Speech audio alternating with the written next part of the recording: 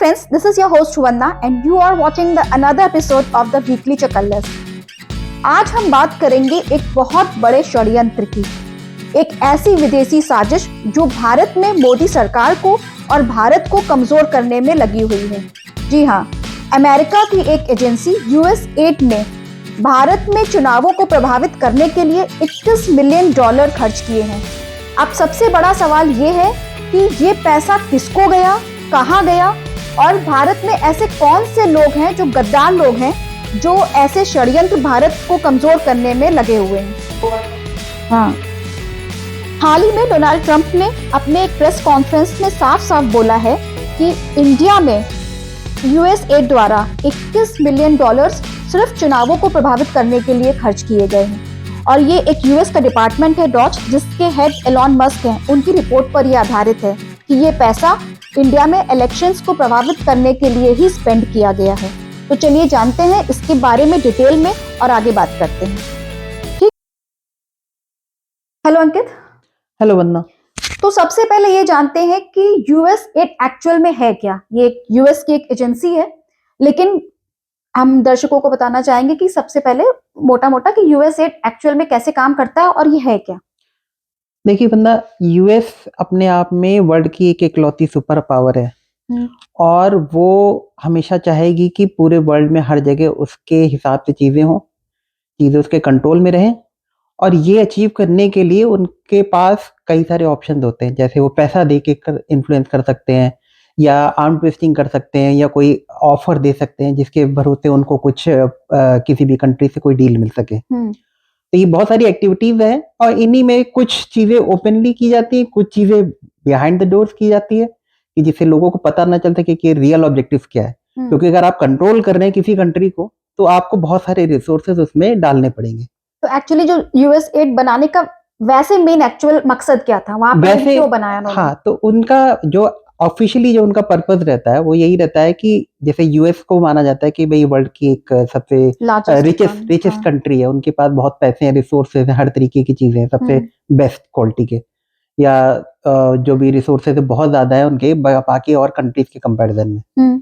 तो अब क्योंकि अगर वो वर्ल्ड की सुपर पावर है और जितने भी जैसे वर्ल्ड लेवल के ऑर्गेनाइजेशन है, अगर वहां पे उनको कंट्रोल करना है, चीजें अपने हिसाब से करवानी है, तो उनको फिर एक लीडर के तौर पे एक अपनी रिस्पॉन्सिबिलिटी भी निभानी पड़ेगी कि भाई जो पुअर कंट्रीज हैं या जहाँ पे किसी तरीके की टेक्नोलॉजी का सपोर्ट चाहिए या उनको किसी नेचुरल तरीके से कि जैसे कुछ कैलेमिटी है उस पे उनको हेल्प आउट करना है या कोई मेडिकल इमरजेंसी हो गई या किसी तरीके की चीजें, तो वहां पे उसको ही लीड करके इनिशिएटिव लेने पड़ेंगे। और उसके नाते उनकी एक रिस्पॉन्सिबिलिटी बनती है कि पुअर कंट्रीज और जहाँ पे जरूरत हो जिन कंट्रीज में वहां पे वो इन्वॉल्व हो, उनको डिफरेंट तरीके की एड से और बेसिकली फंडिंग सिर्फ फंड की ही बात नहीं है, फंड भी एक चीज है लेकिन और भी चीजें, जैसे मान ली कि कहीं पे फॉर एग्जांपल मान ली किसी कंट्री के पास सुपर कंप्यूटर नहीं है तो या उनके पास जो है वेदर को मॉनिटर करने के लिए कोई सैटेलाइट या वैसा सिस्टम नहीं है, तो वहां पे US इन्वॉल्व होकर उनको उस तरीके के सपोर्ट दे सकता है अपने रिसोर्सेज के थ्रू। मतलब अगर कहीं मेडिसिन की कमी हो रही है तो मेडिसिन प्रोवाइड कर दिया, कहाँ पर अगर पानी की कुछ प्रॉब्लम हो रही है कि फिल्टर कैसे करना है, गंदा पानी, लोग बीमार हो रहे हैं, तो उस चीजों में उन्होंने जो इंटरफेयर किया और इंटरफेयर क्या किया, मतलब जो है चीजें प्रोवाइड करें, रिसोर्सेज प्रोवाइड करें। और जैसे ये भी होता है कि मान ली कि हो सकता हो कि दो छोटे कंट्री आपस में लड़ाई कर रहे हो, तो उसको आप कैसे रोकेंगे? भाई कोई पुलिसिंग सिस्टम तो है नहीं वर्ल्ड लेवल पे, तो अमेरिका की इतनी पावर है कि वो वहां पे इन्वॉल्व होके चीजों को उसमें मतलब इन्फ्लुएंस कर सकता है कि लड़ाई झगड़ा ना हो। या जैसे आप देखिए कि जो इजराइल और हमास का जो चल रहा है अभी कॉन्फ्लिक्ट या रशिया और यूक्रेन का चल रहा है, वहां पे भी वो इन्वॉल्व होता है कि चीजों को मतलब आउट ऑफ स्कोप ना चले जाए, ऐसा ना हो कि एकदम चीजें एक्सटेंड होके कि बहुत वास्ट लेवल का उसमें कोई डिस्ट्रक्शन आर्मी भेजा उसने लड़ने के आर्मी भेज सकते हैं, आर्मी भेज सकते हैं या जो कमजोर पक्ष है अगर वो उनकी नजर में लगता है कि वो जेन्युइन है और दूसरा पक्ष उसमें एक उसकी गलती है, तो ये जो कमजोर पक्ष है उसको फिर ये सपोर्ट कर सकते हैं, अपनी आर्मी भेज सकते हैं या अपने वेपन्स दे सकते हैं, उनको पैसे दे सकते हैं। बेसिकली इसका काम जो मकसद था बनाने का ऑन पेपर, या मकसद क्या मतलब जो इसका एक इन्वेंशन हुआ वो लोगों की हेल्प करने के लिए, दूसरी कंट्रीज को हेल्प करने के लिए बेसिकली जो डील कर रहे हैं इन सब चीजों से कि एग्जैक्टली है ना। लेकिन एक्चुअल में जो ऑन पेपर है, जैसे यूएसएड का, जैसे आपने बताया कि फंडिंग कर रहे हैं, वहां भूखी मतलब भूखमरी आ गई या सूखा पड़ गया या जो है लड़ाई हो रही, ये सब चीजें ही हेल्प करने के लिए है कि या उसके बिहाइंड भी कुछ गलत चीजें भी इम्प्लीकेशंस होते नहीं हैं देखिए, उसमें? ये ओपन डोमेन में कभी भी नहीं आएगा ऐसी चीजें, लेकिन हाँ जो एक जनरल अंडरस्टैंडिंग है वो यही होती है कि हाँ वो कुछ चीजें जेन्युइन तरीके से हेल्प के नाम पे भी करते हैं, लेकिन जो रियल ऑब्जेक्टिव यही कि देखिए आप भी सोचिए कि अगर आप किसी की हेल्प करना चाहेंगे तो आप क्यों हेल्प करेंगे? आपका कोई तो कोई मोटिव होगा ना। तो मोस्ट ऑफ द केसेस में मोटिव यही होता है कि वो चीजों को अपने हिसाब से करवाना चाहते हैं किसी भी कंट्री में। मतलब ये कहने का है कि हम स्ट्रांग दिखे, हम स्ट्रांग बने रहे, और जो दूसरे को अगर हेल्प करेंगे तो बेसिकली वो एक हो जाता है कि हम नीडी हैं और हम उसके अंडर में आ गए, मतलब वो मेरे अंडर में आ गया कि भाई हम इसकी हेल्प करते हैं, तो कहता है ना कि कंट्रोल कर कर सकते हैं। बेसिकली। तो मान लिया कि जैसे कि ये था कि यूएसएड अभी हाल ही में ट्रम्प ने जो बयान दिया कि जो है इंडिया में $21 मिलियन खर्च करे गए हैं, उनकी रिपोर्ट पर अभी आया है, जो डॉज है और एलोन मस्क इनके हेड है, तो उन्होंने शायद कुछ ऑडिट वगैरह करे होंगे या जो भी उन्होंने निकाले होंगे रिपोर्ट्स में कि $21 मिलियन सिर्फ इलेक्शंस को इंडिया में प्रभावित करने के लिए करे गए। तो उसने बोला कि why we are doing this, कि भाई हमें दूसरी कंट्री में इलेक्शंस से क्या लेना देना है, या पॉलिटिकल इंटरफेरेंस से कोई मतलब नहीं। ट्रम्प ने बोला है साफ साफ अपने वीडियो में। तो भाई यूएसएड अभी आपने बोला कि वो तो सिर्फ हेल्प कर रहा है फंडिंग, इंडिया में क्या वो इलेक्शंस में किस टाइप की हेल्प कर रहा है? देखिए अगर आप उनका ट्रम्प का जो भी स्टेटमेंट है वो सुने तो एक तरीके से उन्होंने बाइडेन एडमिनिस्ट्रेशन को मॉक किया कि बाइडेन एडमिनिस्ट्रेशन ने वो पैसे इंडिया में जो वोटर टर्नआउट है उसको इंक्रीज कराने के लिए खर्च किए। अब ट्रम्प ने अपने स्टेटमेंट में खुद ही कहा कि भाई इंडिया में वोटर टर्नआउट कम रहे या ज्यादा रहे तो इससे अमेरिका को क्या फर्क पड़ता है? उसके लिए $21 मिलियन मतलब कोई छोटा अमाउंट तो नहीं है। और ये भी सिर्फ ऑन पेपर है, यू नेवर नो कि वो एक्चुअल में अमाउंट कितना ज्यादा होगा। तो अगर वो खर्च कर रहे हैं तो इसका क्या जस्टिफिकेशन है? क्योंकि इवेंचुअली ऐसा तो है नहीं कि बाइडेन का खुद का पैसा था, भाई वो वहां के अमेरिका के जो टैक्स पेयर्स हैं उनका वो सारा चीजें हैं। तो अगर वो पैसा इस तरीके से बर्बाद ना किया जाता या और फालतू की जगह पे खर्च नहीं किया जाता तो वो अमेरिका के जो लोकल पीपल हैं उनके बेनिफिट्स के लिए वो यूज हो सकता था। तो एक तरीके से ट्रम्प ने बाइडेन को एक्सपोज करने की कोशिश करी कि ये इस तरीके की हरकतों में इन्वॉल्व रहे हैं। ठीक है, वो चले गए हैं, वो प्रेसिडेंट नहीं है, लेकिन हाँ जो अगर किसी ने गलती करी है पिछले एडमिनिस्ट्रेशन ने तो वो उसको हाईलाइट तो करना बनता है। और अगर ट्रम्प इसको रोकने के लिए अब कोई स्टेप्स लेंगे तो उनको जस्टिफाई भी करना पड़ेगा अपने गवर्नमेंट में या जो उनके सेनेट है उसमें कि भाई ये चीजें एक तरीके से अननेसेसरी स्पेंडिंग की गई है, इसकी कोई जरूरत नहीं थी। में हम पॉलिटिकल इंटरफेरेंस करने से उनका क्या लाभ हो रहा है, उनका क्या प्रॉफिट हो रहा है? लेकिन वैसे देखा जाए तो प्रॉफिट हो रहा है, तभी तो इतने $1 मिलियन खर्च करे गए। इंटरफेरेंस करने में तो लाभ है क्योंकि कोई भी कंट्री ये चाहेगी कि दूसरी कंट्रियां उसके हिसाब से काम करें, लेकिन जो जस्टिफाई किया जा रहा है ऑन पेपर पे वो ये बोल के किया जा रहा है कि वोटर टर्नआउट बढ़ाने के लिए कर रहे हैं। तो अब ये अपने आप में बहुत ही मतलब बड़ा सवाल खड़ा होता है ना एक तरीके का कि आप जो है इंडिया में इस टाइम मोदी सरकार है और आप भाई देखा जाए तो इंडिया में दो ही स्ट्रांग पार्टी है, एक कांग्रेस हो गई, एक बीजेपी हो गई। तो आप क्या रिजीम लाना चाह रहे हो, किसको वीक दिखाना चाह रहे हो, किसको आप प्रभावित करना चाह रहे हो? अगर आप ट्रम्प के स्टेटमेंट को देखें तो उन्होंने आगे इलेबोरेट करते हुए बोला कि भाई ये स्पेंडिंग की गई तो इसमें शायद उनका जो मोटिव रहा होगा वो ये कि जो एग्जिस्टिंग रेजीम है उसको चेंज करने तो अब चेंज करेंगे तो ऐसा तो है नहीं कि चेंज करके कोई भी आ जाए, ये ऑब्जेक्टिव रहा होगा। ऑब्वियस ही बात है कि उनका मतलब मकसद यही रहा होगा कि कोई उनकी फेवरेबल जो पॉलिटिकल पार्टी है वो रूलिंग में आ जाए। तो फेवरेबल पार्टी उनकी भाई दूसरी कांग्रेस ही दिख रही है, कांग्रेस ही है और कांग्रेस ही अपने आप में मतलब कि अगर जैसे देखा जाए तो इंडिया अलायंस में जो सबसे बड़ी पार्टी है वो तो कांग्रेस ही है। तो वो और पहले भी कांग्रेस की गवर्नमेंट काफी ज्यादा समय तक इंडिया में रही भी है, जिसको वो अच्छे से या अपने मन मर्जी के हिसाब से आर्म ट्विस्ट कर लेते थे, अपने हिसाब से सारी चीजें करवा लेते थे। तो वही उनका अभी भी ऑब्जेक्टिव रहा होगा कि हाँ भाई को मोदी सरकार उनके हिसाब से नहीं चल रही थी तो अभी इसको बदलो, क्योंकि कांग्रेस के टाइम में फिर यही फंडिंग होती रहती थी।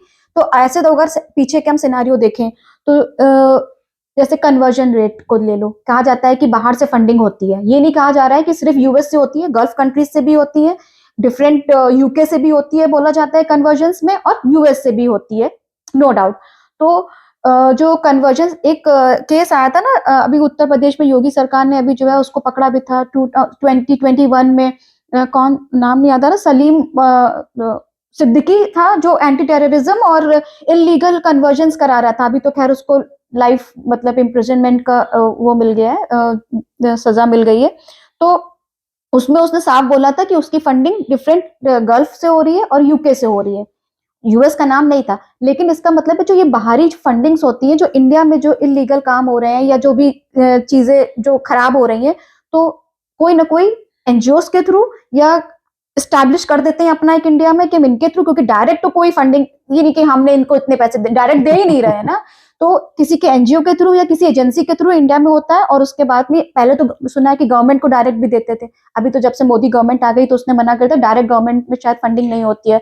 अब एनजीओ होती है, कई सारी चीजें बैन भी हो गई हैं जैसे शायद कुछ पहले लीगल प्रोसेस नहीं था कि आप कोई भी जो है बाहर से फंडिंग कोई भी एनजीओ ले सकता था, अभी तो उसमें रोक हो गई। तो उसमें आपका क्या कहना है कि जो ये कन्वर्जन्स चल रहे हैं, जो क्योंकि इंडिया में कोई क्यों हिंदू है, सारे मतलब काफी परसेंटेज हिंदू हैं, वो कन्वर्ट क्यों होंगे?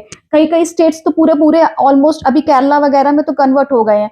तो ये फंडिंग आपको लगता है कि इन सारी चीजों में इनका लिंक्ड है, यूएस का देखिए, या अगर आप देखिए वर्ल्ड के तौर पे कि इंडिया अभी एक राइजिंग पावर है। हाँ। और सबको पता है कि इंडिया का ज्यादातर कंट्री से रिलेशनशिप अच्छा ही रहता है। 2 ही 3 कंट्री को अगर छोड़ दें, जैसे चाइना, पाकिस्तान, इस तरीके, बाकी सबसे इंडिया का काफी इन्फ्लुएंशियल एक अच्छे रिलेशनशिप रहे हैं। अब इस चीज को जो एग्जिस्टिंग पावर हैं, जैसे वेस्टर्न पावर आप कह लिए, या जो गल्फ में कुछ हो सकता हो कंट्री, सारी नहीं लेकिन हाँ कुछ कंट्री, या चाइना फॉर दैट मैटर, तो ये सारी चीजें इंडिया के इस रोल को एक्सेप्ट तो नहीं करेंगे। अब अगर एक्सेप्ट नहीं करेंगे तो इसका मतलब कि वो इस चीज को काउंटर करने की कोशिश करेंगे। तो काउंटर करने के लिए आपके लिए क्या, आपके पास क्या ऑप्शन है? आप जो स्ट्रॉन्ग पावर है, स्ट्रॉन्ग गवर्नमेंट है इंडिया में, आप उसको डिस्टेबलाइज करोगे। और डिस्टेबलाइज करने के लिए हो सकता हो कि इंडिविजुअल लेवल पे ये सारी कंट्रीज, जैसे वेस्टर्न कंट्रीज अलग से या यूएस अलग से, गल्फ में जो भी एंटी इंडिया कंट्रीज हैं वो अलग से, और चाइना अलग से, हो सकता हो ये अपने अपने आप में अलग अलग ही सारे एफर्ट्स मार रहे हो इंडिया में करने के लिए। या ये भी पॉसिबल है कि वो सारे आपस में कोलैबोरेट भी कर रहे हो। मतलब सबका मकसद सेम ही है, ऑब्जेक्टिव सेम ही है कि हो सकता है कि सब पीछे से मिले हैं, नहीं मिले हम लोग को नहीं पता, लेकिन सबका ऑब्जेक्टिव है कि उसको वीक करना है, क्योंकि सबको पता है कि अभी इंडिया बिल्कुल राइजिंग फॉर्म में आ चुकी है। क्योंकि अगर आप देखिए कि मोदी गवर्नमेंट के आने के पहले जो भी गवर्नमेंट रही, तो ज्यादातर टाइम उसमें कांग्रेस ही रही, और बीच में कुछ कोलैबोरेशन वाली गवर्नमेंट रही। फिर अगर वाजपेयी की भी गवर्नमेंट आई तो वो अपने आप में पूरी फुल मेजोरिटी की नहीं थी।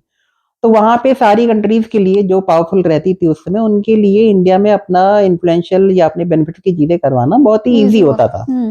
और शायद जो गवर्नमेंट भी रहती थी उसके पास भी रिसोर्सेज की कमी रहती थी, तो हो सकता हो कुछ चीजों को इग्नोर करके जो भी फंड्स वगैरह हो सकता हो ये अट्रैक्ट करते हो बाहर से।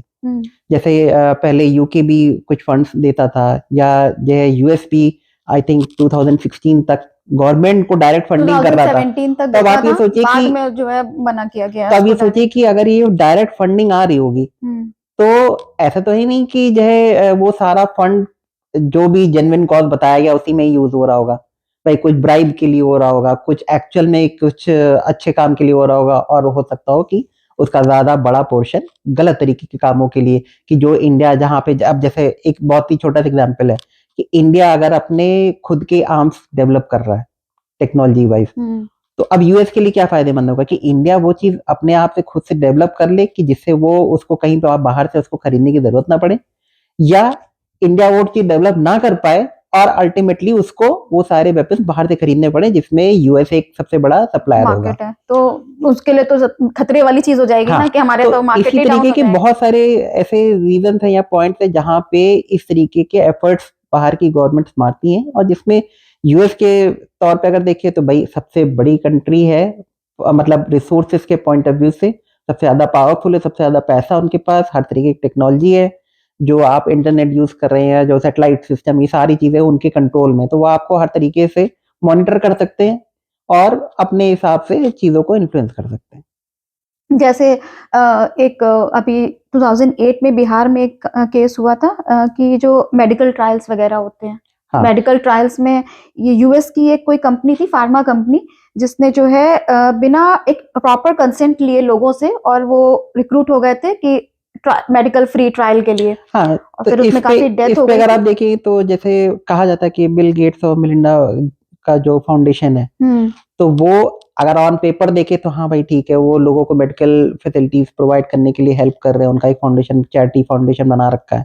लेकिन जो चीजें निकल के आ रही हैं तो उसमें ये सुनने को मिलता है कि हाँ उन्होंने बहुत सारे ऐसे वैक्सीन के ट्रायल्स किए या इंडिया मेडिसिन के में ट्रायल कराए हैं। किए, तो उनको तो उसके ये लिए ट्रायल्स के लिए लोग चाहिए। अब वो लोग अपने मतलब अमेरिकन पीपल या उनके ऊपर तो नहीं करेंगे, क्योंकि वहां सब चीजें मॉनिटर होती हैं, वहां आप कोई चीजों को, सिस्टम को बाईपास नहीं कर सकते। लेकिन इंडिया में बहुत ईजी होता था कि एक तो यहाँ पे पॉपुलेशन ज्यादा थी और गरीबी इतनी ज्यादा थी और गवर्नमेंट भी उस तरीके से स्ट्रांग नहीं रहती थी कि आपको रजिस्ट करे, तो वो हर तरीके से उनके लिए बहुत ही ईजी रहता था कि यहाँ पे आके वो सारे नहीं, ट्रायल तो कर ले। बात यहाँ पर मतलब एक ये है कि अगर बिहार में ये ट्रायल किया गया और वास्ट लेवल पे किया गया था, बड़े लेवल पे किया गया था, जिसमें लोगों की डेथ भी काफी हुई क्योंकि उसका कुछ साइड इफेक्ट्स हो गए थे, उसके जो मेडिकल रिसर्च के जो मेडिसिन थी।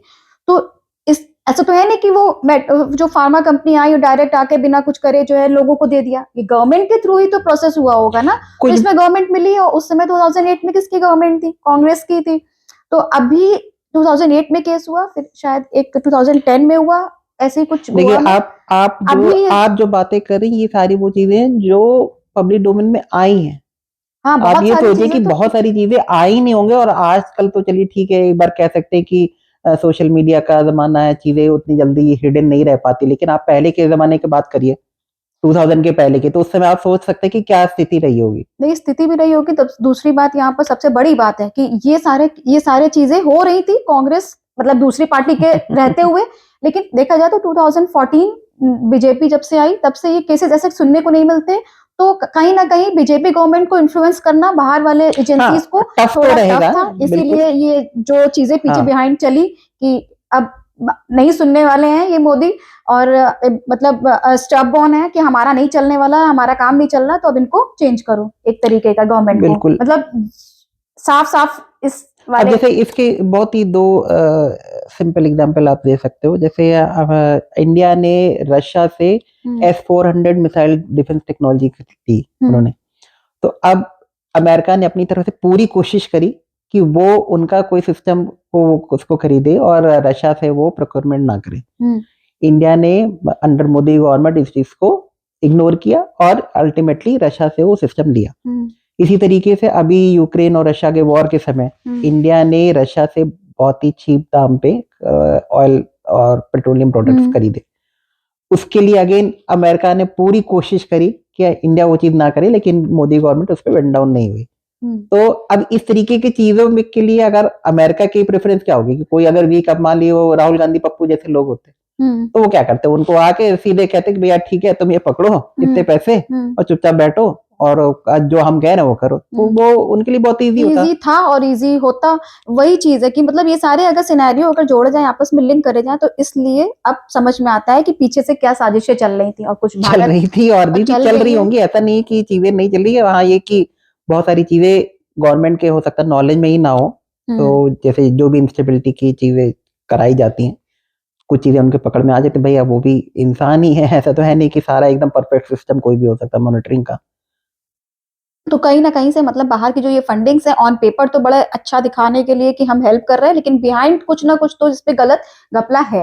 ये बात अब श्योर एंड शॉर्ट है कि मतलब आप उसको, कुछ चीजें डोमेन में है, कुछ चीजें नहीं है पब्लिक डोमेन में, कुछ बहुत सारी चीजें हैं कि हम जानते ही नहीं है, आई नहीं है सामने। ऐसी बहुत सारे इंसिडेंट रहे होंगे जो पब्लिक डोमेन में नहीं आते, लेकिन गवर्नमेंट अपनी तरफ से कुछ तो ट्रैकिंग करती होगी। तो इसी सब चीजों को ध्यान में रखते हुए जो इलीगल तरीके से या अनअकाउंटेड जो भी फंडिंग आती थी एनजीओस को, उसके लिए मोदी गवर्नमेंट ने पहले बहुत ही स्ट्रिक्ट लॉ बनाए और बहुत सारे उस पे स्ट्रिक्ट रेगुलेशन लगाए, और अभी मतलब वो लगातार बहुत सारे एनजीओस के लाइसेंस भी कैंसिल करते जा रहे हैं ड्यू टू इरेगुलरिटीज।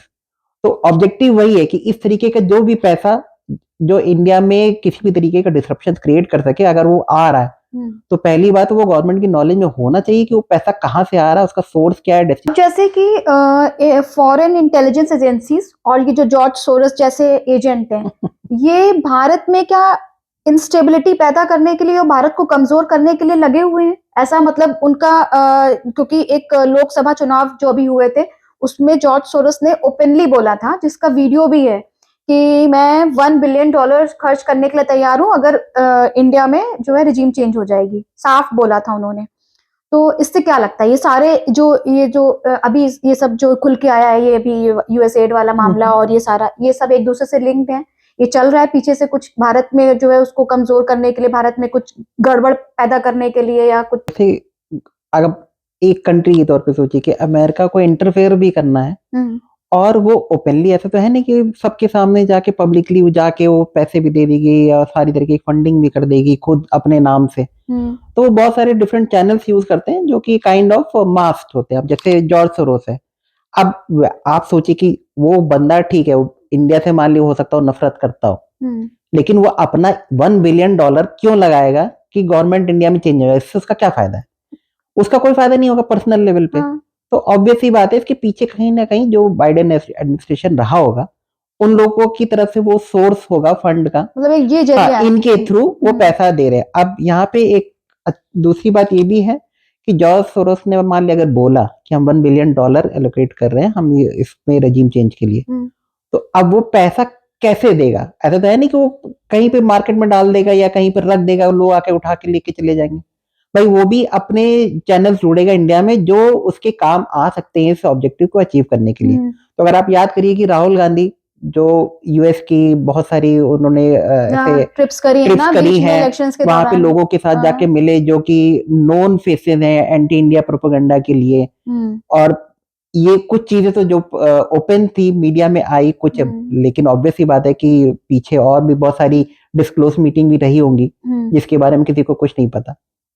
तो ये सारी चीजें भाई वो अपना जो फंड है वो इन्हीं पार्टियों को, भाई कांग्रेस ही है मान लिया, या और भी जो दूसरी अपोजिशन पार्टीज है, तो उनको वो सारा वो फंड देंगे कि आप और उनको अपना ऑब्जेक्टिव बताएंगे भाई ये डिस्ट्रप्शन चाहिए, आप इसको क्रिएट करिए। तो ये सारा चीजें हो रही है। अब एक इसका एक एग्जाम्पल आप सोच सकते हैं कि जैसे जो चाइना की कम्युनिस्ट पार्टी है उसने यूपीए गवर्नमेंट के दौरान कांग्रेस पार्टी से एक एमओयू साइन किया था। अच्छा। जिसके बारे में किसी को कुछ नहीं पता कि वो उस एमओयू में एक्चुअली था क्या। तो अब उसके बाद अगर आप कभी भी जो कांग्रेस पार्टी के जो रिस्पॉन्सेज हैं या एक्टिविटीज अगर आप उसको क्लोजली ऑब्जर्व करें, तो जब ये गलवान वाला इंसिडेंट हुआ था इंडिया और चाइना के बीच में, तो कांग्रेस पार्टी लगातार, मतलब राहुल गांधी और प्रियंका गांधी, सोनिया गांधी और सारे अपोजिशन वाले, खासकर उसमें कांग्रेस पार्टी, ये लगातार मोदी गवर्नमेंट को क्रिटिसाइज कर रहे थे, एलिगेशन लगा रहे थे कि हाँ भाई हमारी जमीन चली गई और अपने हमारे जवान मरवा दिए, चाइना तो सही है, आप ही की गलती है। या जैसे जब इंडिया ने अटैक किया था पाकिस्तान पे, तो उसमें उन्होंने बोला कि हाँ भाई इसके क्या एविडेंस है, और आप तो ऐसे ही फालतू अपनी तरफ से बोल रहे हैं, ऐसा कुछ भी नहीं हुआ। तो ये सारी चीजें करने, हाँ, तो ये सारी चीजें करने के लिए आपके पास एजेंडा, ठीक है आप नफरत कर सकते हैं, हिंदुओं से कर सकते हैं, बीजेपी गवर्नमेंट से कर सकते हो, सब ठीक है अपनी जगह, लेकिन आपको इस तरीके का एजेंडा या प्रोपेगेंडा चलाने के लिए पीछे से भी तो कोई सपोर्ट चाहिए होगा ना भाई। अगर आप गवर्नमेंट में नहीं है मान ली पिछले 11 साल से, जैसे अगर कांग्रेस की बात करी जाए, तो भी आपको फंड तो चाहिए ना अपनी पार्टी को रन करने के लिए, इलेक्शन कंटेस्ट करने के लिए, तो वो पैसा कहाँ से आएगा? तो वो ऑब्वियस ही बात है इस तरीके के सोर्स ढूंढते होंगे कि हाँ जो उनको फंडिंग दे सके और फिर उस पैसे के दम पे वो इलेक्शन में पार्टिसिपेट करें और जीतने की कोशिश करें और तरह तरह के डिसरप्शन क्रिएट करें। फंडिंग भी करते हैं, इलेक्शंस की पूरी प्लानिंग करते हैं कि कैसे आपको जो है प्रोपेगेंडा, क्या नैरेटिव फैलाना। जैसे अभी लोकसभा चुनाव में जो है वो एक नहीं नैरेटिव फैला दिया था कि वो पूरा जो है संविधान की नई कॉपी रखी हुई है मोदी जी के घर पे, और जैसे ही वो आएंगे वो बिल्कुल ये वाला हटा देंगे और चेंज कर देंगे। कैसे कैसे मतलब बेहुदे और बेकार से नैरेटिव प्रोपेगेंडा फैलाते हैं, और ये चल गया था। और हाँ, तो इसी का इम्पैक्ट है कि जो बीजेपी की जो है फुल मेजॉरिटी की गवर्नमेंट नहीं बन पाई। और जैसे ऐसा बोला जाता है कि जो कांग्रेस है भाई उनको हर तरफ से बाहर से ही जो भी डीप स्टेट है या उसके पीछे जो कोई भी है उस तरफ से पूरा सपोर्ट मिलता है। फॉर एग्जांपल कि इलेक्शन के पहले जो यूट्यूब है, यूट्यूब के डिफरेंट चैनल्स हैं, वहां पे जो बीजेपी के सपोर्टेड, मतलब ऐसा नहीं कि बीजेपी की फंडेड, जो बीजेपी से एक सिंक्रोनाइज फॉर्म में रहते हैं एटलीस्ट व्यू पॉइंट के पर्सपेक्टिव से, तो वो सारे चैनल्स के व्यूअरशिप कम कर दी गई यूट्यूब पे। उनकी जो है मतलब जो सब्सक्रिप्शन था या जो लाइक्स है या उसकी रीच है, उसको टारगेट करके कम किया गया, और जो अपोजिशन के थे उसको इंक्रीज किया गया, इन्फ्लेट किया गया जबरदस्ती का। तो आप सोचिए कि ये ऐसा तो है नहीं कि ये यूट्यूब अपनी तरफ से कर रहा होगा भाई, इसके पीछे, क्योंकि यूट्यूब भाई गूगल की कंपनी है और जो कि यूएस बेस्ड है, तो वो सारा चीजें वहां से पीछे से एफर्ट्स मारे गए होंगे कि हाँ इस तरीके से आप इन्फ्लुएंस कर सकते हो। क्योंकि ठीक है, अभी भी बहुत सारे लोग इंटरनेट से कनेक्टेड नहीं होते जो इंडिया के वोटर्स हैं, लेकिन जितने भी हैं तो वो कोई छोटी संख्या नहीं है। और दूसरी बात उनको पता है कि कौन से इंडिया के कौन से पार्ट को कैसे इन्फ्लुएंस करना है। तो वो नैरेटिव क्रिएट करने के लिए वो सारे हथकंडे अपनाएंगे, और इस चीज का इम्पैक्ट आप देख सकते हैं कि भाई क्या होगा इलेक्शन रिजल्ट।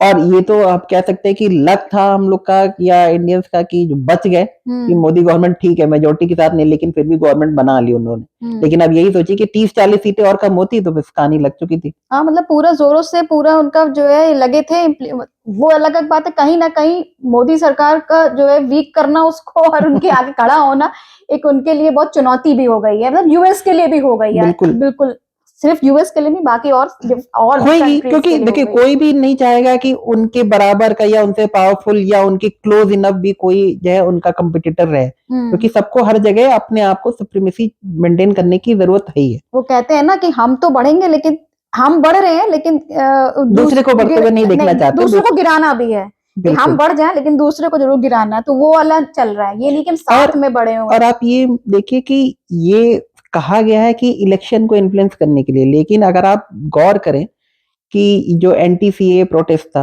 या जो आपका ये किसान आंदोलन है, या आपका जो रोहित वेमुला का केस था वो उस्मानिया यूनिवर्सिटी में शायद था, कि वहां पे उसके पीछे जो भी एजिटेशन है, प्रोटेस्ट चल रहा था, तो ये सारी चीजें की फंडिंग कहीं से ना कहीं से तो हो रही होगी ना।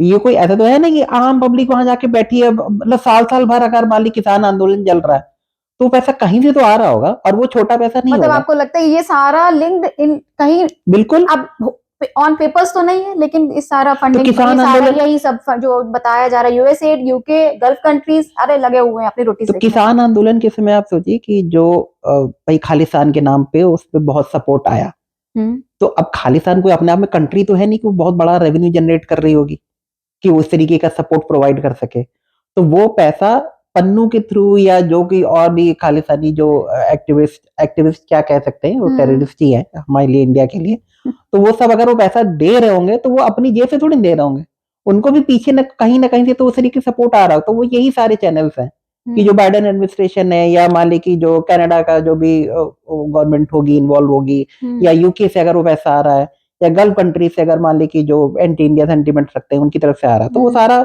यही पैसा इसी तरीके से इन्फ्लुएंस किया जाता है। तो मतलब जो शाहीन बाग वाला केस मेरे ख्याल से 2019 में इलेक्शंस होने थे उसके जस्ट 1-2 महीने पहले ही, अगर आप टाइमिंग भी देखें तो ऐसे किसी भी प्रोटेस्ट की टाइमिंग किसी मेजर इलेक्शन के पहले ही होगा कि कुछ महीने में, विद इन प्रीवियस 6 मंथ, कि जिससे उसका पब्लिक के ऊपर एक इन्फ्लुएंस पड़े और मोदी गवर्नमेंट के अगेंस्ट वो वोटिंग जाए। हाँ, तो मतलब उनको जो ये इंडिया में सबसे बेस्ट चीज, उनको इंडिया में क्या मेरे ख्याल से सारे कंट्रीज में प्रोटेस्ट करा दो, उनको लगता है कि नहीं, लेकिन सारी कंट्री में प्रोटेस्ट कराना उतना इजी नहीं होता, क्योंकि इंडिया में बहुत इजी है, लेकिन जैसे अभी बांग्लादेश का भी सीन वही सेम चीज ही बांग्लादेश के साथ भी हुई, तो ऐसे कंट्रीज में प्रोटेस्ट का उनको पता इम्पैक्ट क्या होगा, क्योंकि किस तरह की क्राउड है, कैसे लोग जो है उस चीजों को अपने आप में लेते हैं, तो उनको मेरे ख्याल से कि जो इलेक्शंस के दौरान या दंगे करा दो, दिल्ली वाले दंगे भी हुए थे, या रिलीजियस सेंटिमेंट्स होते हैं उस समय, ऐसा टाइप का माइंड गेम्स खेलते हैं ये लोग कि चीजें जो है इम्पैक्ट कर जाती हैं, हो जाती है, हुई। और आप ये भी सोचिए कि ऐसा नहीं कि वो सिर्फ इलेक्शन को इन्फ्लुएंस करने के ही पॉइंट ऑफ व्यू से सारी फंडिंग हो रही है, एफर्ट्स मारे जा रहे हो। क्योंकि अगर आप जैसे बांग्लादेश का केस देखें तो वहां पे इलेक्शन को इन्फ्लुएंस करने की कोशिश करी होगी यूएस ने, नहीं कर पाए, फिर भी वो जो शेख हसीना थी वो जीत गई। तो अब उस चीज को ओवरथ्रो करने के लिए उन्होंने स्टूडेंट का एक प्रोटेस्ट के नाम पे पूरी फंडिंग करी, सब कुछ वहां पे इनिशिएट कराया, अपना पूरा सीआईए या जो कोई भी एजेंसी इन्वॉल्व होंगी वो वहां पे इवेंचुअली उन्होंने वो हासिल भी किया। ठीक है कि डायरेक्ट तरीके से इलेक्शन को अगर इम्पैक्ट नहीं कर पाए तो जो बन गया उसके बावजूद उनके ना चाहते हुए भी तो उसको ओवरथ्रो कर दिया, उनको इवेंचुअली भागना पड़ा। तो सेम चीज है तो इंडिया में यही हाँ, चीज तो है, कोशिश यही थी, लेकिन लेकिन लकीली शायद हम लोग का लक अच्छा था कि हम लोग बच गए, अभी वो चीज नहीं हो पाई। लेकिन इसका ये मतलब नहीं कि एक्सपोज हो गया तो आगे वो चीजें रुक जाएंगी। नहीं, पता नहीं क्या क्या चल रहा होगा पीछे से, कि अभी तो सिर्फ एक चीज आई है और अभी इसकी तो रिपोर्ट्स, अभी तो पूरा उस पर जांच बैठी हुई है कि क्या क्या। लेकिन आप सोचो ना, बांग्लादेश में अगर वो इलेक्शंस के बाद अगर आप सरकार जो है गिरा सकते हो, तो यहाँ पर बाहर की कंट्रीज का इतना इम्पैक्ट है, तो यहाँ पर भी तो सेम ही चीज चल रही है। हाँ, तो चल रही है, बस ये कि खाली थोड़ी ना कि इलेक्शन के टाइम ही वो जो है प्रभावित करेंगे, बाद में भी तो सेम चीज पीछे हाँ से है लेकिन ये कि जो मुझे ऐसा लगता है कि एक इंडिया के लिए एक अच्छा अपॉर्चुनिटी है कि वहां पे अभी फिलहाल ट्रम्प की गवर्नमेंट है यूएस में। अब आइए ना। हाँ, अब आइए तो अब क्योंकि अगर इन लोग के आपस में मतलब मोदी और ट्रम्प की आपस में अच्छी ट्यूनिंग है, तो इनके भरोसे अगर वो कुछ ऐसी इंफॉर्मेशन निकाल पाए जो कि जिसको कि यूज करके वो जो इंडिया में जो भी उस तरीके के ट्रेडर्स रहे हैं या जो मीडिया हाउसेस हैं, ये सारे जो नहीं निकलेंगे मेरे ख्याल से, धीरे धीरे रिपोर्ट्स आएंगे अगर ट्रम्प ने साथ दिया, और अभी तो वो भी एक्टिव आए हैं। मुझे लगता है ट्रम्प का जो डिसीजन मेकिंग, जो एग्रेसिव वाली चीज है ना, कि वो बिल्कुल इतनी बढ़िया है ना, कि वो खटाखट काम करते हैं सारी चीजों को, सोचना नहीं है उनको। देखिए वो बंदा पैसे के लिए पॉलिटिक्स में नहीं आया है, वो उनका अपना एक एजेंडा है कि वो अपना अमेरिका फर्स्ट, पैसा उनके पास ऑलरेडी बहुत ज्यादा है, उनके लिए प्रायोरिटी है, तो यही होना चाहिए हर जगह। तो वो उस पर्पस से आया, तो उसको इस चीज से कोई फर्क नहीं पड़ता, मतलब he doesn't mince his word, उसका जो भी रहता है वो फेस पे बोलता है ब्लंटली। तो ये एक अच्छी चीज है और मुझे लगता है कि मोदी जी को इससे एक्चुअली सीखना चाहिए कि वो चीजों के लिए आपके पास उतना टाइम नहीं कि आप चीजों को जो है आराम आराम से ठीक करते रहेंगे। लेकिन एक्चुअली में क्या है ना कि मोदी जी बेचारे कहने को तो है कि उनको कर देना चाहिए, कर देना, लेकिन इतने गद्दार और इतने बेकार लोग इंडिया में भरे हुए हैं कि वो आगे 10 कदम बढ़ते तो उनको 20 कदम पीछे खींच लिया जाता है। अब देखो ना, ये आ गई नहीं चीज, ये तो अभी हम समझ रहे हैं, जो अभी पब्लिक डोमेन में आई है कि अब 21 मिलियन डॉलर और ये सब खर्च, पता नहीं क्या क्या पीछे से कौन कौन लगा होगा, एक कंट्री लगी होगी, सारे मिलके लगे होंगे। हाँ, तो लेकिन आप ये सोचिए ना, नहीं आप ये सोचिए कि अगर ऐसा है, मान लीजिए जो कि है भी एक्चुअल में, तो आपके पास ऐसा नहीं है ना कि आप हर बार उस चीज से बच जाएंगे। जैसे मान लीजिए मोदी बच के आ तो रहे हैं, बहुत बड़ी बात है, नहीं, बच के आ रहे हैं। हम ये कह रहे हैं कि मोदी सरकार इस बार बच गई, कि मतलब ठीक है मेजोरिटी से नहीं लेकिन अपनी सरकार बना पाई। लेकिन आप हर बार ये चीज तरीके की सक्सेस अचीव नहीं कर सकते ना, कभी ना कभी तो आप जो है चूकेंगे, और जब चूकेंगे तो अल्टीमेटली नुकसान बहुत बड़ा हो सकता है। तो चूकने वाली चीज के लिए ही तो ये धीरे धीरे कदम one step at a time रख रहे हैं। और मुझे नहीं लगता कि one step at a time के लिए आपके पास ऑप्शन है, you don't even have that level of time. आपको ये सारी चीजें पैरेलल करनी पड़ेगी, कि ऐसा नहीं कि आप सोचेंगे एक बार में हम एक ही चीज ठीक करेंगे। अगर ऐसा करेंगे तो भाई आपके पास अनलिमिटेड टाइम के लिए पावर थोड़ी ना। तो हाथ खींचने के लिए बैठे हैं उनके, जरा सा भी एक जरा। हाँ, तो अगर ऐसा है, बात ले ले, प्रोटेस्ट हो गया या दंगे हो गए, मतलब अमेरिका नहीं है ये, इंडिया की जरा सी चीज चूकी और वो यहाँ पर जो बवाल मचा, फिर तो जानते हैं आप कि क्या से क्या हो सकता है। बहुत सारी चीजें out of proportion blow out हो सकती है, लेकिन उनका सिस्टम में रहना इम्पोर्टेंट है इस समय, क्योंकि अभी तो हिंदुओं की कोई बात करने वाला भी है, पहले तो कोई बात ही नहीं करता था, लाता ही नहीं था। अब जब मिल गया है हम लोगों को वो सारी चीजें, तो हम लोग फॉर ग्रांटेड ले रहे हैं, मुझे लगता है। नहीं देखिए, मेरा अगर इस पे मेरा थोड़ा सा डिफरेंस ऑफ ओपिनियन है कि हिंदुओं के लिए ऐसा कोई खास नहीं किया जा रहा। क्यों नहीं किया जा रहा है भाई? कोई तो एड्रेस कर रहा है, वरना आप इतने साल कांग्रेस रही, कौन हिंदुओं को कुछ हम ये नहीं कह रहे कि कांग्रेस पूछ रही थी या कोई और गवर्नमेंट कह रही थी, कोई बंदा आके पूछ रहा है और मतलब उसके हित में काम कर रहा है, कोई उन्होंने ऐसा काम किया कि जो हम लोग के हित में नहीं है। तो ऐसा कुछ किया भी तो नहीं है कि जो अपने हम लोग के हित में। आप ये कैसे कह सकते हो नहीं है? सारा बीजेपी हिंदुओं के लिए काम कर रही है। वो साफ साफ हर जगह जाके नहीं कि मैं हिंदू पार्टी हूँ, बल्कि बोलते हैं, अंडरस्टूड है सबको, लेकिन वो बार बार नहीं बोलेगी ना जाकर, क्योंकि गवर्नमेंट है, डेमोक्रेटिक गवर्नमेंट है, वो बोल ही नहीं सकती सारी चीजें। बोले ना, लेकिन कर तो सकते हैं। खैर वो एक अलग टॉपिक है, उसके लिए किसी और दिन हम लोग डिस्कस करेंगे। लेकिन अच्छा topic coming back to the main topic, ये एक अपने आप में बहुत ही मतलब चिंताजनक चीज है, और इसके लिए मुझे लगता है मोदी गवर्नमेंट को सिर्फ ऐसा नहीं कि वो सिर्फ आइडेंटिफाई करे कि किसने छोड़ना नहीं है। हाँ, तो इसके लिए उनको एक्शन भी लेना पड़ेगा कि जो इस चीजों में इन्वॉल्व रहे हैं उनको पकड़ के उनको पिनलाइज भी करें, कि आगे के लिए या और जो लोग उस तरीके का सोच रखते हैं तो उनके लिए एक मैसेज जाए कि भाई हम इस तरीके से इंडिया के अगेंस्ट कॉन्स्पिरेसी नहीं कर सकते। षड्यंत्र, गद्दार, क्योंकि पहले भी भारत इसी चीज से हारा है, जो ये गद्दार और बीच में जो बैठे रहते थे, वरना ऐसा कोई हिम्मत नहीं होती किसी की, अगर मिली ना भगत ना होती लोगों की। आज भी वही चीज चल रही है। तो अगर इस बार कुछ भी जरा सा भी क्लू मिलता है तो मुझे लगता है कि छोड़ना ही नहीं चाहिए इनको। इस बार छोड़ दिया तो क्योंकि रिस्क बहुत बड़ा है कि अगर मोदी जी चले गए तो वापस कौन आएगा, तो पप्पू ही आएंगे। तो अब पप्पू उनके आने के बाद इंडिया की क्या स्थिति होगी, तो उस चीज से मतलब सोच के भी दिल कांप जाता है। तो मुझे लगता है मोदी जी को सोचना चाहिए कि मीडिया हाउस है इंडिया में, ये कुछ है जो बाहर से क्या फंडिंग लेकर इंडिया में कुछ गलत प्रोपेगेंडा या नैरेटिव फैलाने की कोशिश करते हैं, लगता है आपको? जैसे कि बाहर के इंटरनेशनल मीडिया हो गए, ये वॉशिंगटन पोस्ट हो गया, न्यूयॉर्क टाइम्स हो गया, बीबीसी हो गया, ये सारे जो है गलत नैरेटिव्स ग्लोबली चला रहे हैं इंडिया में। क्योंकि अगर कोई चीज ग्लोबल चलती है तो ज्यादा इम्पैक्ट करती है चीजों को। इंडिया में तो हमारे जो मीडिया हाउस है वो तो अंडरस्टूड है, कुछ ऐसे हैं जो है चला रहे हैं, लेकिन जो ये जो इंटरनेशनल मीडिया है जो ग्लोबल न्यूज कवर करते हैं वो भी इंडिया में ऐसा कुछ फैला रहे हैं, ऐसे नैरेटिव्स जो भारत में कुछ चीजें प्रभावित कर सकते हैं। सिर्फ इलेक्शंस नहीं, काफी चीजें, काफी सारे सेक्टर्स में। ये आप इसको इस तरीके से समझिए कि ये सारे जो भी इस तरीके की मीडिया आउटलेट्स हैं, सिर्फ मीडिया की ही बात नहीं है, मतलब जो ऐसे जिनका एक ओपिनियन लोग ध्यान से सुनते हैं और उस चीज से इन्फ्लुएंस होते हैं, तो ये पूरा वर्ल्ड वाइड गैंग है। ऐसा नहीं कि ऐसे मीडिया हाउसेस या इस तरीके के आउटलेट सिर्फ इंडिया में है, बाहर भी हैं। तो अब जैसे होता क्या है कि जैसे मान ली कि इंडिया में कोई नैरेटिव प्लांट करना है, तो वो प्लांट कैसे होगा? क्योंकि इंडिया में लोग, जैसे एक नॉर्मल ट्रेंड रहता है कि बाहर का अगर कोई आदमी कह रहा है, कोई विदेशी कह रहा है या कोई विदेशी मीडिया हाउस कह रहा है, तो वो बात में कुछ तो सच्चाई रही होगी या उस बात में दम था।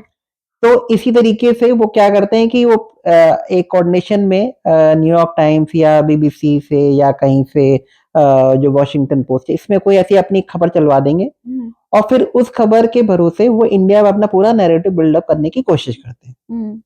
तो ये एक बहुत ही ट्राइड एंड टेस्टेड उनका फॉर्मूला रहा है। अब जैसे अगर आप वो अडानी वाला केस देखें जो हिंडनबर्ग में रिपोर्ट छपी थी, तो वो बस एक रिपोर्ट छप गई वहां पे जिसका कोई सोर्स नहीं था, और उस जो रिपोर्ट छपी थी इनफैक्ट उसमें डिस्क्लेमर था कि ये एक हिंडनबर्ग की तरफ से ही उनके ओपिनियन है। मतलब ऐसा नहीं था कि उसका कोई एविडेंस हो दिया गया था, एक एलिगेशन लगाया और उस एलिगेशन को यूज करके इंडिया में इतना बवाल काटा गया सेशन स्टार्ट होने के, पार्लियामेंट के सेशन स्टार्ट होने के जस्ट पहले। और उसकी वजह से अगर आप देखें तो मार्केट में एक बड़ा क्रैश हुआ था और अडानी के जो भी कंपनीज के शेयर्स थे वो काफी उसका लॉस हुआ। और हिंडनबर्ग अपने आप में शॉर्ट सेलिंग वाली एक कंपनी की, मतलब वो इस तरीके की न्यूज प्लांट करते हैं और फिर वो जब मार्केट क्रैश होता है या उस कंपनी के शेयर जब गिरते हैं तो उनको तो पता होता है कि भाई ठीक है अभी क्रैश हुआ लेकिन अभी तुरंत रिकवर कर जाएगा। तो जब वो गिरता है उस समय वो पूरा उसका खरीद लेते हैं और फिर उसको बेच के निकल लेता है। अब आप सोचिए आज की डेट में हिंडनबर्ग अब कंपनी अपना सब कुछ बंद, बोरिया बिस्तर बंद करके चली जा चुकी। अच्छा। तो वो इंडिया का जो पैसा था, लोगों का पैसा उन शेयर्स में इन्वॉल्व था, वो पैसा वो सारा खींच के चले गए। अब इस चीज को उन्होंने प्लांट कैसे करा? वहां पे एक रिपोर्ट छपवाई और पूरे इंडिया के जो उस तरीके के लेफ्टिस्ट मीडिया हाउसेस से उनको एक दे दिया एक टॉपिक कि हाँ ठीक है आप इस पे हल्ला काटो, इसे एक नैरेटिव बिल्डअप करो, एक सेंटिमेंट्स बनेगा उस तरीके से और फिर उसका बेनिफिट हो। तो इनको इन सब चीजों को कैसे डील करें? गवर्नमेंट डील करेगी? लोग कैसे इसको रोकने का कोई ऐसा मतलब सॉलिड कोई तरीका नहीं। हम आप बैठे हैं, मान लिया कि हम लोग को पता है कि भाई ये फेक था या जो है कोई भी चीज थी फॉर कुछ टाइम के लिए था, अभी फिर जो है शेयर्स बढ़ जाएंगे। मार्केट को अगर हम क्रैश करने को ले लेंगे, लोगों को एकदम से जो है उसमें जो है वो नहीं बढ़ गई ना कि बेचैनी की नहीं हमारा पैसा चला जाएगा, लोग जल्दी जल्दी अपना सेल आउट करने लगे और जो है सारी चीजें। हम जैसे आप लोग बैठे हैं, बहुत सारे लोग ऐसे जिनको पता ही नहीं होता, इवन जिनका पैसा फंसा होता है, तो चाहे जितना भी उनको पता हो कि ये फेक है, इवन दो पैनिक मोड में तो लोग आते हैं।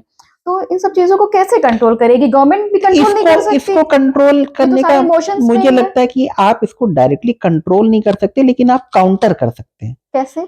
कि जैसे मान ली कि इस तरीके की न्यूज प्लांट करी जा रही है, आपका वहां पे रिस्पॉन्स सिर्फ ये नहीं होना चाहिए कि आप उस चीज को डिफेंड करने की कोशिश करें, क्योंकि आप तुरंत डिफेंड भी नहीं कर सकते। आपको सारी चीजें रिसर्च करनी पड़ेगी, एनालाइज करना पड़ेगा कि क्या बोलना है, क्या हकीकत है, क्या झूठ उसमें बोला गया है। ये सब करने में अगर आपको 3-4 दिन, हफ्ता भर लग गया तो उतने दिन में तो काम लग जाएगा हर तरीके से। तुरंत ही तो आपको एक प्रोएक्टिव तरीके से गवर्नमेंट को, जैसे चाइना के रेस्पेक्ट में देखा जाए तो उनका एक ग्लोबल टाइम्स करके एक मीडिया है, तो वो बोला जाता है कि हाँ वो प्राइवेटली ओन्ड है, लेकिन चाइना में कुछ भी प्राइवेटली ओन्ड नहीं होता। तो वो बेसिकली गवर्नमेंट का वहां का माउथपीस ही है। तो वो इस अपने नैरेटिव लगातार फैलाते रहते हैं।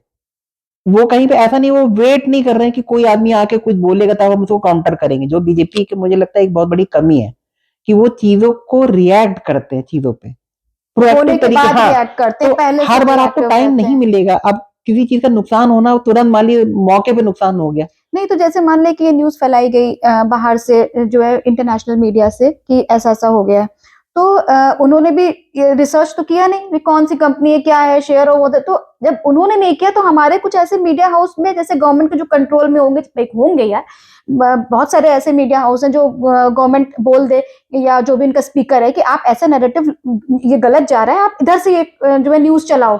तो ऐसा नहीं हो सकता कि लोगों में शायद इसका कुछ पैनिक वाला कुछ चीजें मोड कम हो जाए? मुझे लगता है कि इसके लिए एक शायद पॉसिबल तरीका हो कि इस तरीके के जितने भी सोर्स ऑफ इंफॉर्मेशन हैं जिसके थ्रू इस तरीके का नैरेटिव बिल्डअप किया जा सकता है, जैसे मान ली कि इस सबको पता होगा कि इंडिया में कौन इस तरीके के मीडिया हाउसेज हैं, जैसे मान ली कि इंडिया टुडे है, या इस तरीके के जो या ऐसे जो जर्नलिस्ट हैं, राजीव सरदेसाई हो गए, या आपके अभिषार शर्मा हो गए, इस तरीके के लोग हैं जो फालतू की बकवास चीजें फैलाते रहते हैं।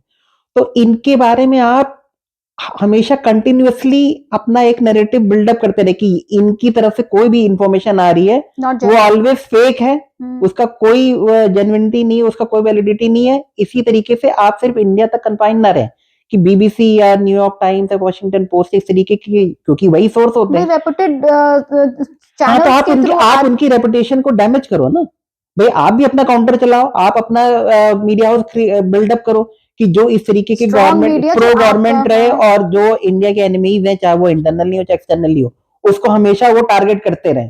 जब आप इस तरीके के करोगे, जब आप दूसरे तरफ पे अटैक करोगे, तब वो अपने लिए डिफेंसिव होंगे। तो अगर वो डिफेंसिव होंगे, इसका मतलब कि वो अपने रिसोर्सेस को अपने डिफेंस में भी यूटिलाइज करेंगे, तो वो पूरी पावर से आपके ऊपर अटैक नहीं कर सकते।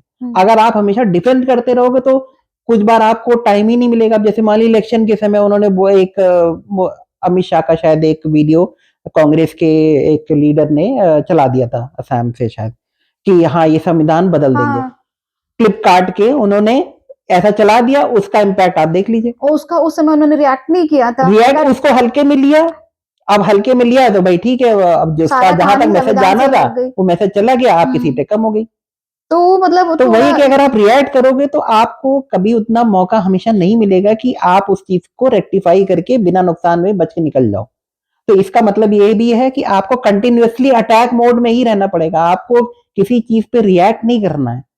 अब जैसे मान ली कि ये आपका जो इंडिया के फाइटर जेट का जो था फ्रांस के साथ जो डील थी रफेल की, उस पे ऑब्वियसली बात है ऑब्जेक्टिव वही रहा होगा राहुल गांधी पप्पू का कि चाहे उसमें कोई तो ब्राइब लिया गया और फेयर डील नहीं है। तो उसका ऑब्जेक्टिव यही था कि हाँ भाई ये डील स्क्रैप हो जाए, या जाए इंडिया वो ना ले पाए, या उसमें डिले हो जाए, कोई रोक लग जाए।